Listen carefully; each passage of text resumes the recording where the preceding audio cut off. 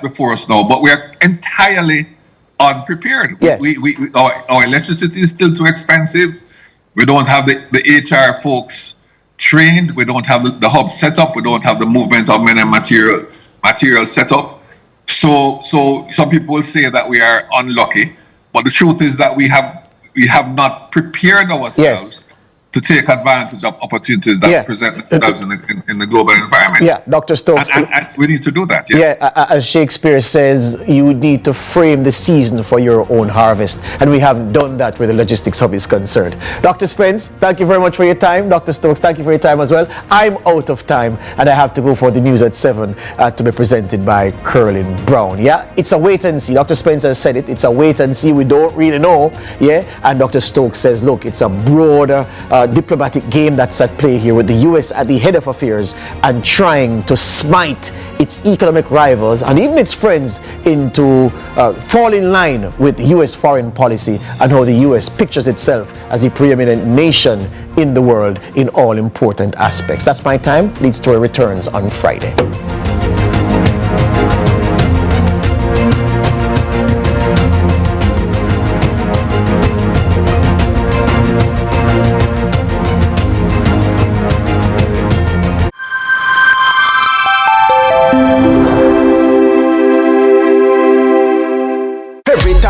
Link with a condom, coulda husband, coulda wife, coulda be a random. Do it for your best life. The time by the Ministry of Health and Wellness is 12 p.m.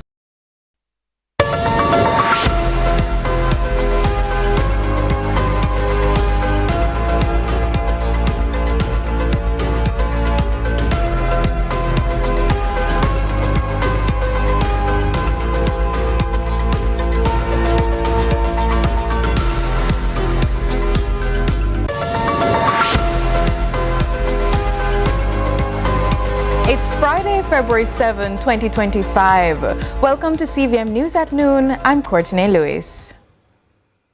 A mother is left grieving after her 14-year-old daughter, Price Johnson, was sexually assaulted and bludgeoned with a hammer in her Palm Grove Court apartment complex along Spanish Town Road, St. Andrew, Thursday evening. It is understood she was asleep in her room when a man, now on the run, entered and attacked her. She was rushed to hospital where she succumbed to her injuries. The grieving mother, who was away at the time, is upset no one intervened to help her child. Enough people do run us, so I'm not here or up there when me do so. I don't do nothing at all, I don't do run us, nothing at all. But the others say I pay 1, 2 o'clock, I left my stall. I when war I go on me there, I say, I don't no problem, I don't with nobody. And the most people, every time my cousin go up there, so nobody couldn't go up there to assist my little girl. There's nobody at all. But guess what I want him to tell people, say, no, they no will have for nobody. Because Price is not the last somebody I go dead. A curfew in sections of Manchester has been extended for another 48 hours between the hours of 6:25 p.m. Thursday, February 6 and 6:25 p.m. Saturday, February 8. The affected areas include the Mandeville, Williamsfield, Porus and Christiana police divisions. Communities include, but are not limited to, Mayday, Albion, Royal Flat, Comfort, Hampton, Trinity, Craighead, Silent Hill and Colleyville. Persons within these boundaries are required to stay indoors unless otherwise authorized. As conversations around U.S. President Donald Trump's decision on tariffs continue, an extreme impact is expected, especially in Jamaica. Economics lecturer Dr. Dana Spence says this could even impact the number of tourists coming to visit the country.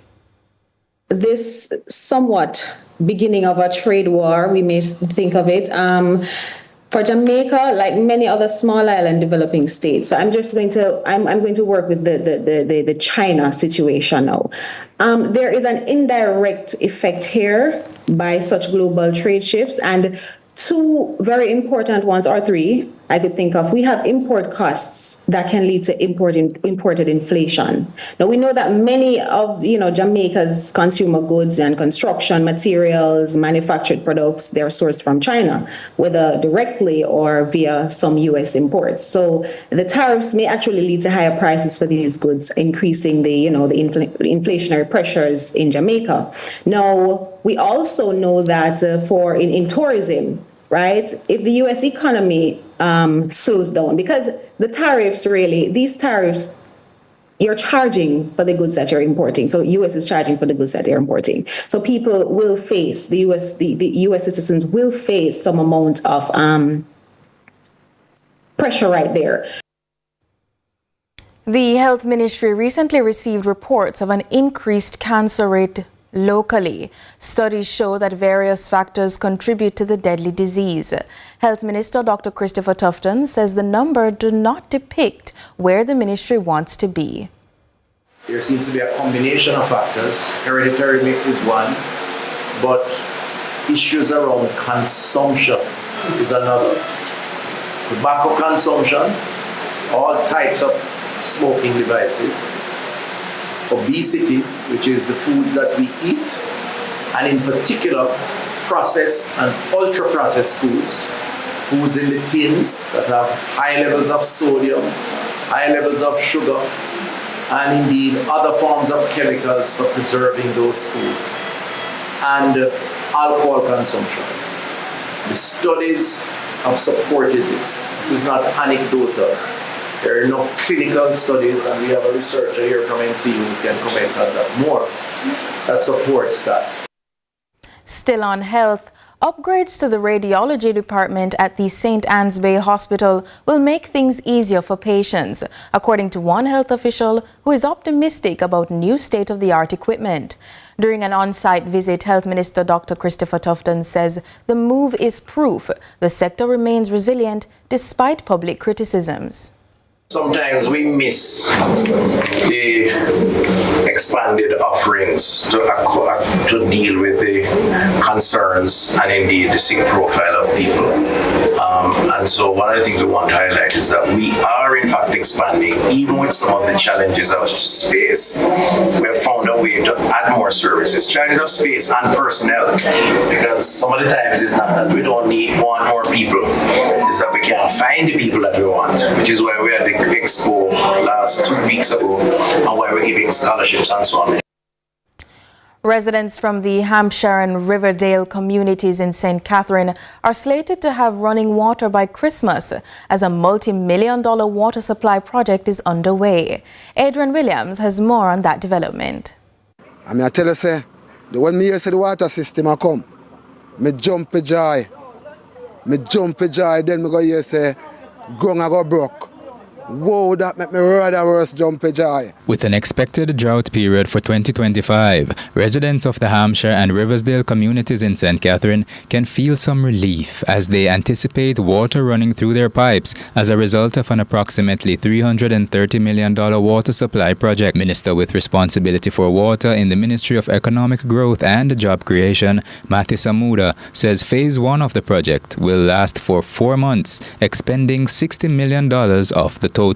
And we're sequencing our work to ensure there's no break between the particular phases, Madam MP. So we are working to significantly transform the water in this community by Christmas. One resident says this is long overdue. About 50 years.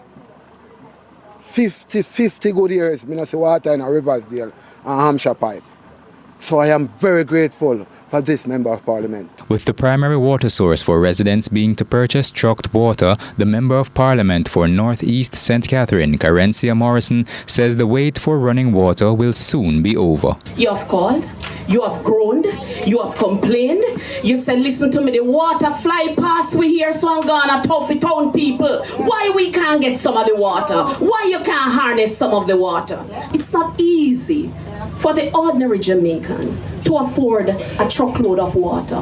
30,000, 35, 40,000, depends on where they are. But just where is this water being sourced? We caught up with project engineer at the Rural Water Supply, Kieran Reid, who explains how this new water supply project will benefit the communities. The exact volume that the springs put out daily varies, but in the low period, it was said by the WRA, which is the Water Resource Authority, that the spring can feed approximately 15,000 persons in the drought period, or the dry season, Jamaica dry season. And in the wet season? Unlimited, because the spring puts out so much during the wet season.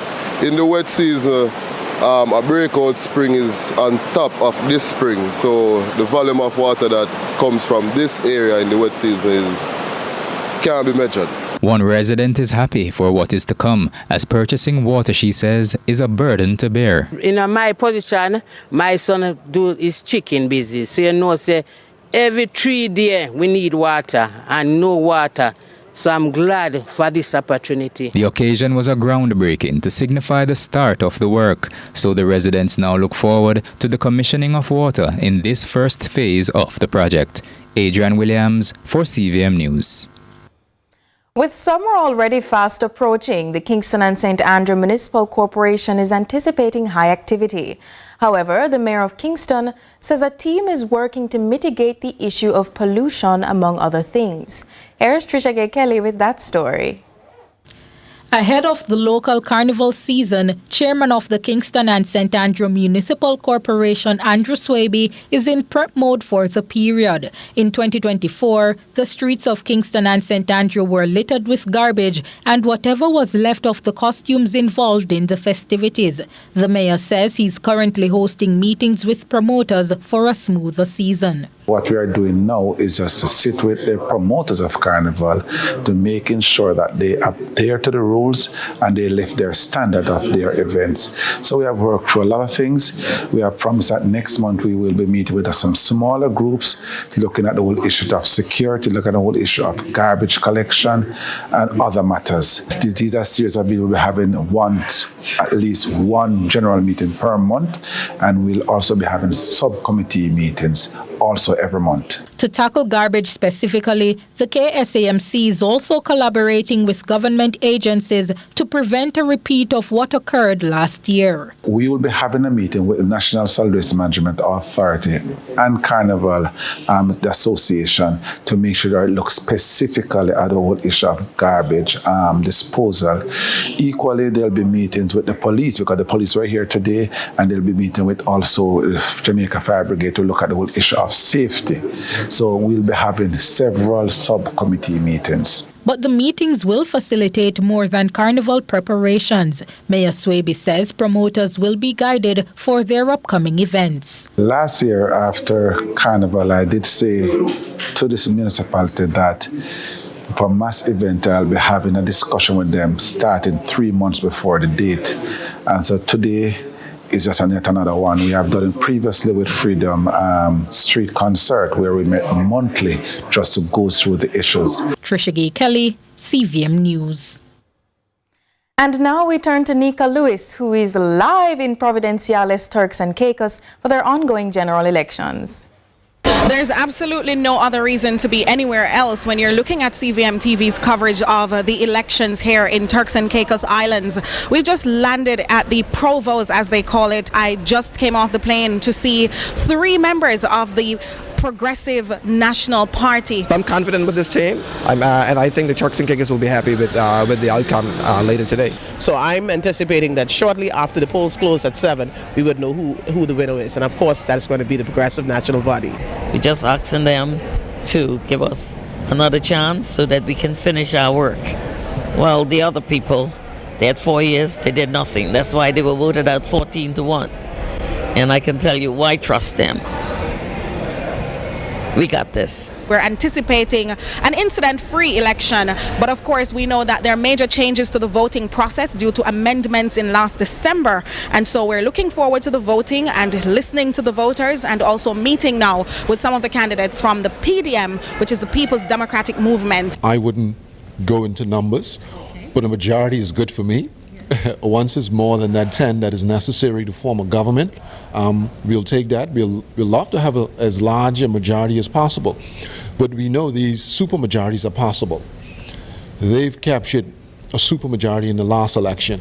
So that's a possibility for us also, because their performance was so lackluster. We feel like the people of this country will compensate by giving us an opportunity. From Providenciales, I'm Nika Lewis, shouting out back to you in Jamaica.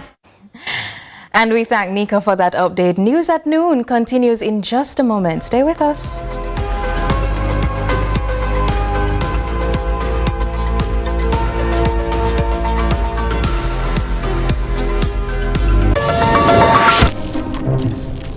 Excuse me, that looks delicious. Where did you get that pizza? Pizza, please. Best pizza in town. Pizza Please, the widest variety of pizzas in Jamaica. Grab a slice or order a whole pie. Find us at 4 locations across Kingston and Ocherias and at pizzapleaseja.com. Pizza Please, Italian pizzas, Jamaican flavors. Get tiles and get creative with your floors, walls, and all the spaces in between. Our knowledgeable sales consultants are happy to help create your beautiful finish for the latest designs in first quality porcelain, wood look, vinyl, mosaics, natural stones, and countertops. At Creative, you will get every tile you need for your residential or commercial projects. Creative Building Finishes, your one-stop shop for everything tiles. Visit our showroom at 5 Red Hills Road or call 876-929-5553. Get tiles, get creative. Our days get a little complex sometimes. Often so many things make sense, yet so many do not. We are being intentional about giving prominence to the big stories in order to clarify and enlighten.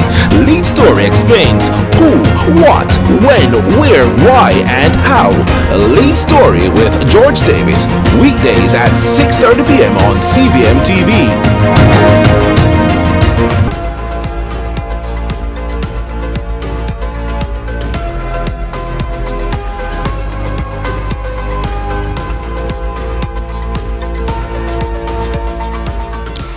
Welcome back. It's time now for our discussion segment. Jamaica's economy is at the center of a heated debate. The Prime Minister insists it is strong, resilient, and fiscally fit, citing job creation, debt reduction, and foreign exchange stability. The opposition leader, however, argues that the economy is facing low to negative growth and that many Jamaicans are being forced to seek opportunities abroad. Now we break down the realities with two expert perspectives. Economist Keenan Faulkner and political commentator Damian Gordon join me live. Gentlemen, welcome. Good morning. Good afternoon. Now, Keenan, we start with you. Prime Minister Holness highlights Jamaica's ability to withstand and recover from economic shocks. At the same time, Statin reports a 3.5% contraction in GDP the last quarter, with declines in sectors like agriculture, mining, and manufacturing. How should we interpret these figures in the broader context of economic resilience and recovery? Well, both are true, but Jamaica's economy is more stable and more resilient than in the past. You only have to look at previous crises when it took us 14 years to recover from the oil shocks of the 70s. It took us 11 years to recover from the global financial crisis, and it took us less than 3 years to recover from COVID. Now, from Beryl, it's expected to take us around a year to recover from Beryl. So we have elongated the business cycle, where our longest stretches of economic growth have occurred within the last 10 years. And that speaks to the added resilience, where growth is now more certain, it's less volatile than in the past, and now declines are shorter and sharper. So that speaks to resilience. However, that also gives an indication of the stability of the economy. And the debate has really said that, Jamaica's economy, it is robust, it is not robust. It is more appropriate to say that the economy is stable, but it is not quite precisely thriving or booming. We're not growing at a level where you will now start to feel it. You start to feel it when it's like 5% consistently quarter on quarter, year on year, but our growth is meandering at around 1 to 2%. So on the balance, things are coming out of the discussion. Some are true, two things can be true at once. The economy is doing well in terms of its ability to fiscally consolidate and to stabilize the macroeconomic variables. But in terms of it being booming or thriving or strong, I don't think we're quite there yet. Not quite there yet. So, Mr. Gordon, the Prime Minister points to a disaster fund as evidence of effective economic management amid numerous extreme weather events. But the opposition leader argues that growth was weak even before Hurricane Beryl. Is the economy's performance due to, let's say, external shocks or government policy? Yes, so I would like to echo some of the sentiments that Keenan just made with respect to the general state of our economy. I must concede that our economy has been stabilized over the last several years. I think this government has continued a program of macroeconomic stabilization that started under the previous administration. Our debt to GDP ratio, I think in some part of the 2000s, was as high as about 145%. Now it is projected to decrease to 60 next year. That is very good because it means that we have now, opened up more resources or revenues for spending in the domestic market, because obviously we have a high debt to GDP ratio. The rate of debt servicing swallows much of the revenues of government, and now we have a more liberal fiscal space. But I must say that as